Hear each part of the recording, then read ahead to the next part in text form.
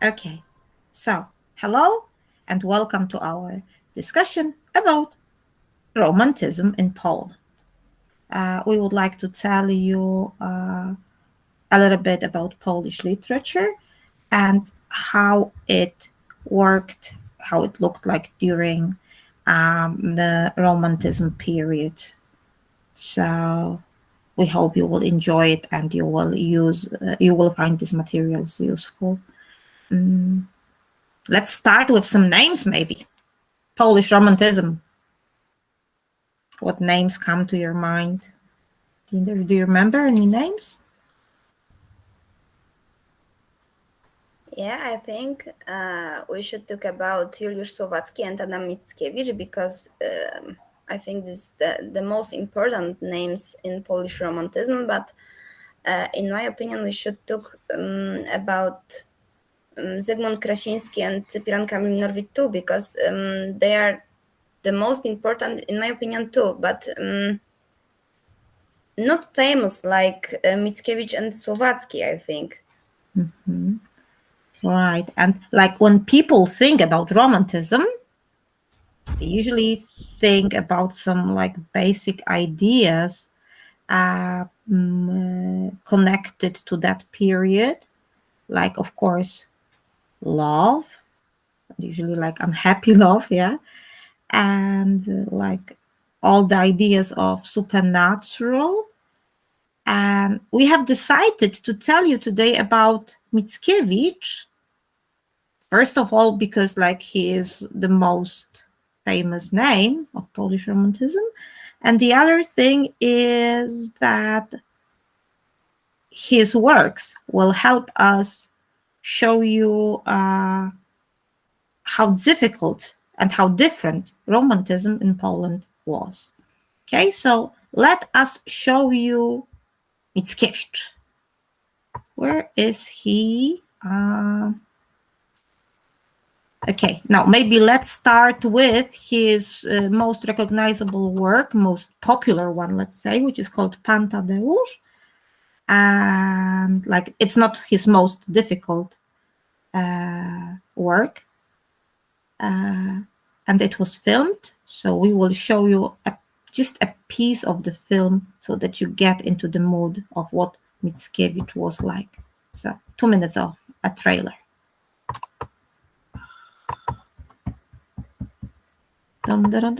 Udostępnij. Just a minute. Here.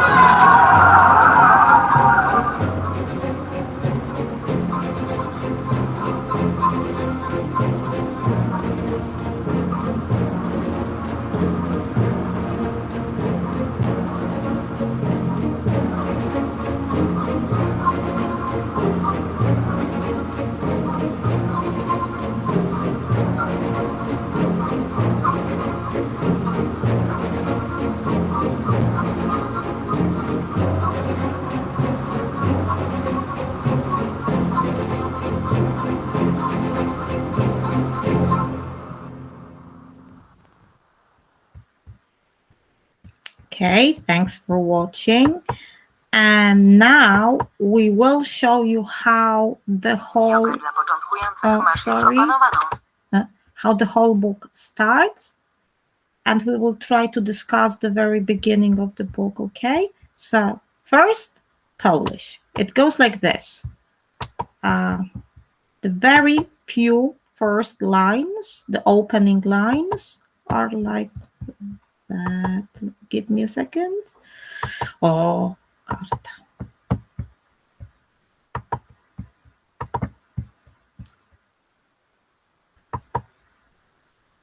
Litwo, ojczyzno moja, ty jesteś jak zdrowie. Ile cię trzeba cenić, ten tylko się dowie, kto cię stracił. Dziś piękność twą w całej ozdobie widzę i opisuję, bo tęsknię po tobie.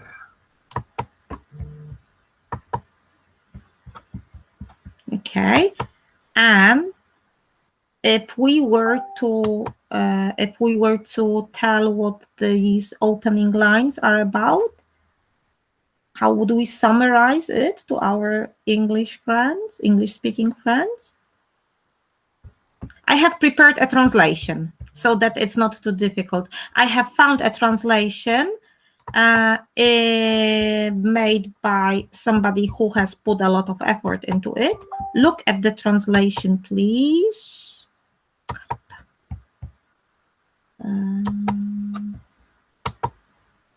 Okay, can you see that? Just the first 4 lines. Oh, Lithuania, my country. Can you see that? Yeah, we can see it. Okay, so he calls to his country and he says he misses the country. Huh? And I think this could be a very good starting point of a debate.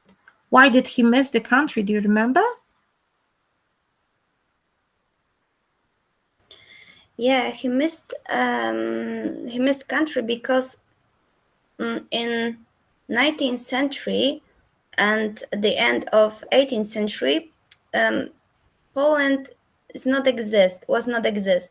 So I think he missed country because he is not in Poland, because Poland is not exist. That's the first. And second, he was a traveler. He really liked be, for example, in West and he really liked a journey because he want to know the whole world, but he loved Poland and he doesn't like be outside, I think. Mm-hmm. Yeah, I'm sorry for not muting my microphone now. I realized you had some sound effects because of me. Sorry. Yes, that's very important, and I think we should say a little bit more because we don't know how much of the Eastern history do our friends study. So, like, yeah, the 19th century was a tragic time for Poland because it was virtually out of the maps. There were 3 countries, like the Prussia, which is like Germany, Austria, and Russia, and they like organized something which was called partitions, which meant they shared our country into 3 pieces, and each of the countries took a piece, and like Poland did not exist. So in fact, they didn't like the fact that the culture was growing, that literature was growing. They wanted people to speak either German or Russian, and that's it. Yeah. So it was very difficult for great poets to continue their careers. Yeah. And I think it's very important to mention that the great traveler Adam Mickiewicz spent many years of his life in Paris, and he was not alone. Do you remember what other romantic creators were with him? Artists, not necessarily poets. Can we give some names to our friends?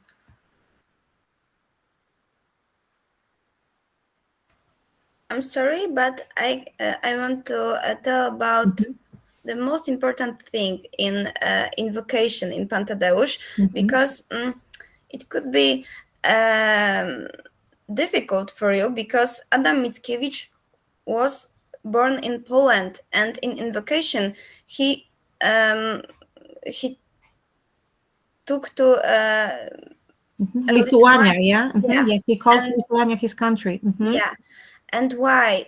That's so different maybe for you, because for us it's totally normal and we know about it, because Lithuania was a part of Poland, and Yeah, we had some kind of political union, yeah. Mhm, yeah, mhm, and I and Lithuania is a Mickiewicz knows Lithuania like a part of Poland, not like a integral part of like a different country. Yeah, but it's but sometimes people don't know what Mickiewicz really want to tell you, but Lithuania was a part of Poland, and I think everybody should remember about it. yes, that's right, definitely. And thank you for that explanation. Uh, anyway, as we said, he was probably the most recognizable figure of Polish Romantism in literature. I mean, Mickiewicz. And you can see that in the streets, like many cities and towns have their streets called with the name of Adam Mickiewicz. And the university in Poznań is Adam Mickiewicz University. Yeah. But as we said, he spent a lot of years in Paris, and he was not alone. There were other Polish poets, and not only poets, in Paris. And surprise, surprise, a person which we are going, whose art we are going to show you now, was also Polish. Just like now, I will remember to mute my microphone. So, like, let's listen to that. Mm.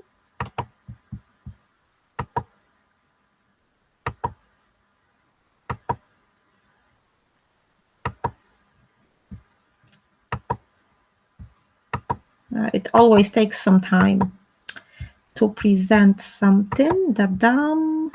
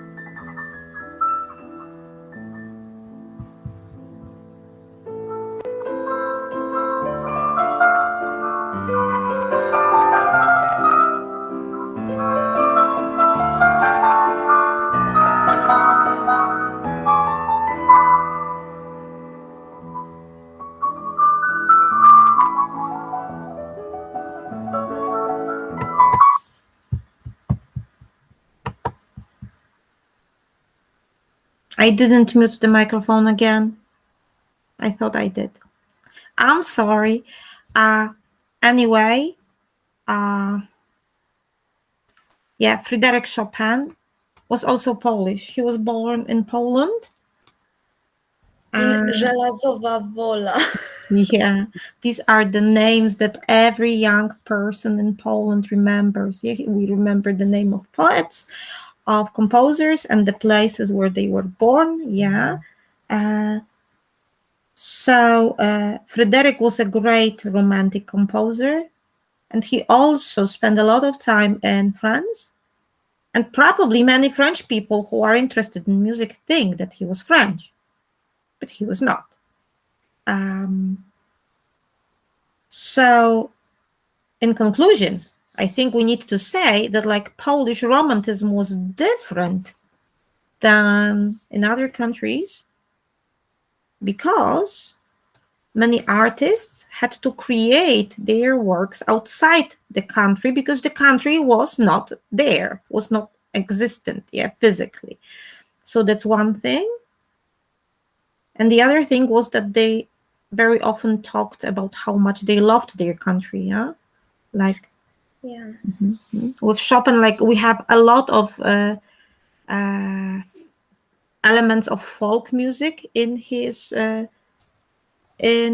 music, and he also gave the names of like you can hear in his music that he misses the country. Yes, like the poets missed the country, and the musicians missed the country. Everybody uh, was talking about that, and luckily, yeah, that's the best summary probably. Luckily, we were able to get the country back after a lot of struggle and historical events, but we are back. Yeah.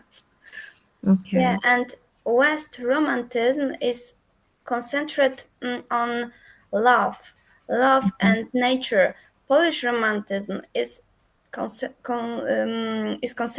oh I'm Focus. so You can say sorry focus. Yeah. concentrated Focus. on patriotism um, and trying to give people hope that Poland will exist.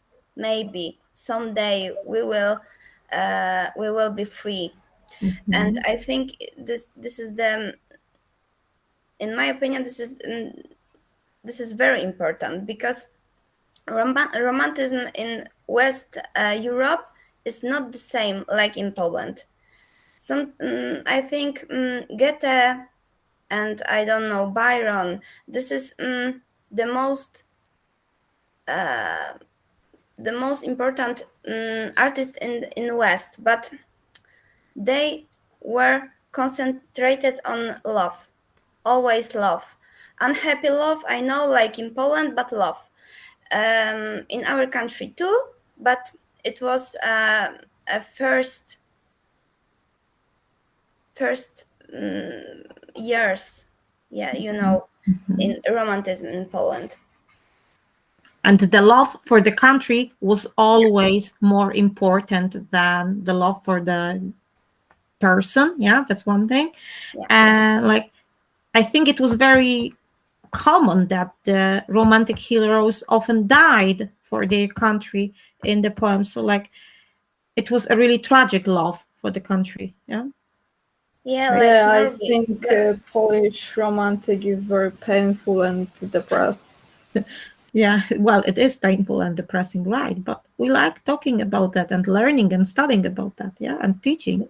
Yeah, and Polish drama romantic. Yeah, it's very difficult for students. I know it. Like Jade Part 3. Wow, it sounds like Hollywood films. Jade Part 3. But it's the most important romantic drama, and I think this is illogical period in Polish Polish art, but this is the, for me this is interesting to know, to teach about romanticism and to learn, Mhm. because every time I can teach new things, and this is very important for me. Mhm. But romanticism is illogical. That's fact. Okay. I think we have used up the time we had. So like thank you ladies for participating in the conference. I hope some students will find our conversation useful. Thank you and have a nice day. Bye bye.